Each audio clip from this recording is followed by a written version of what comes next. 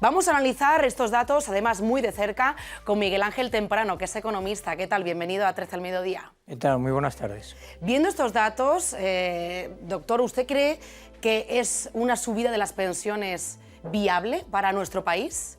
No, o sea, es muy fácil la contestación. No es viable. Tenemos un déficit sobre PIB del 117%, tenemos una inflación galopante que va a hacer, además, sin más que el déficit ya ha anunciado el Gobierno que va a ser del 3,9, cosa que, dicho sea de paso, no me lo creo, porque estiman que va a haber un incremento de ingresos del 7,7, que tampoco me creo. Por lo tanto, una subida de este tipo es totalmente inviable. El déficit público se va a disparar, lo cual lleva a la deuda, que en una situación de subida de tipos de interés, pues lo que hace es que los intereses que tengamos que pagar sobre esa deuda, que cada vez va a ser mayor, sean mayores.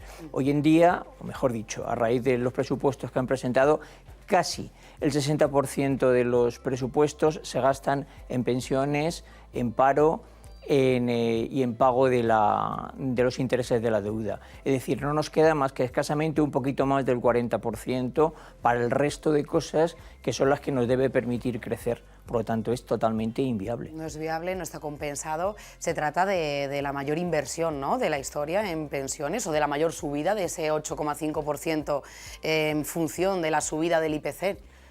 Bueno, ojalá fuese una inversión. Desgraciadamente es un gasto, y encima es un gasto comprometido, es decir, que lo vas a mantener de manera sostenida, porque ya la base no la vas a quitar, porque lo que no vas a hacer en el futuro, desde luego, es rebajar la pensión a absolutamente nadie. Entonces, es totalmente inviable. Lo van a llevar a cabo porque obviamente es una medida claramente electoral que en su momento, además, cuando la aprobaron, yo creo que no se podían ni imaginar que la inflación iba a llegar a los niveles que ha llegado, y ahora pues me imagino que se han visto en la obligación de, en un año electoral, cumplir con la palabra prometida, pero lo que pasa es que la cumplen con el futuro de todos los demás. Y desgraciadamente no de los pensionistas, sino de toda la gente joven, que va a ser quien lo tenga que pagar. Un pequeño dato muy importante: ya sabemos que ahora mismo necesitamos aproximadamente 3,5, o hay 3,5 personas para pagar cada pensión.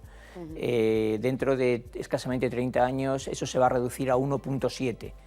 Si encima subimos la base sobre la cantidad que hay que pagar, ¿cómo lo van a pagar?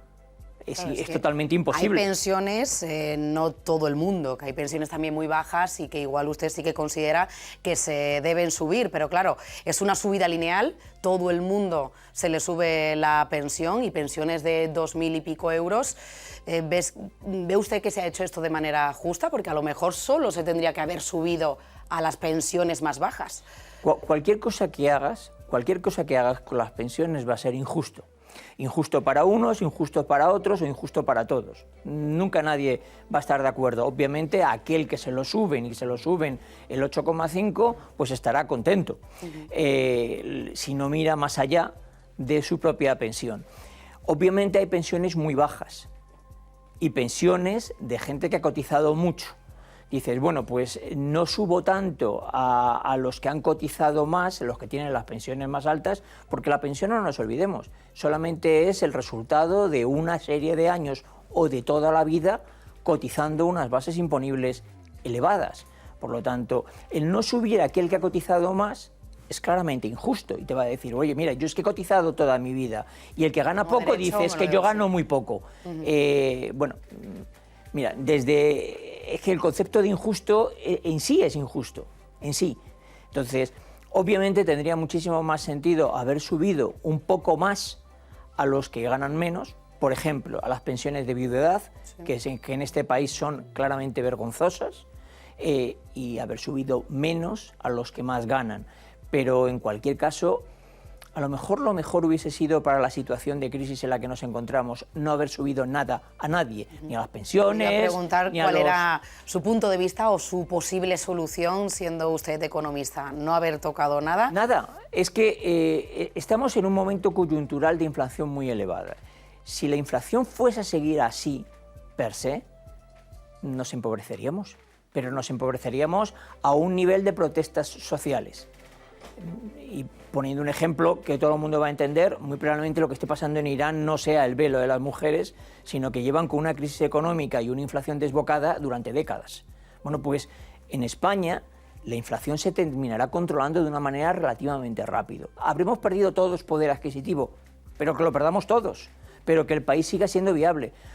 Hace escasamente 13 años teníamos una deuda sobre PIB del 36%. Ahora la tenemos del 117%. Esto te llevaría a decir que el país está literalmente en quiebra. Eso no hay quien lo pague. No va a haber manera de mantener esos niveles de deuda. Y encima, bueno, el gobierno ya ha dicho que el año que viene un 3,9 adicional, que ya digo yo que no va a bajar del 5. Sumemos. Pues nos quedamos con eso. Miguel Ángel Temprano, economista, muchísimas gracias por haber estado con nosotros y haber ahondado en este tema con este punto de vista que traslado ahora a mesa. Marco, ¿qué les parece a los tertulianos? ¿Apoyan esta subida o no de las pensiones?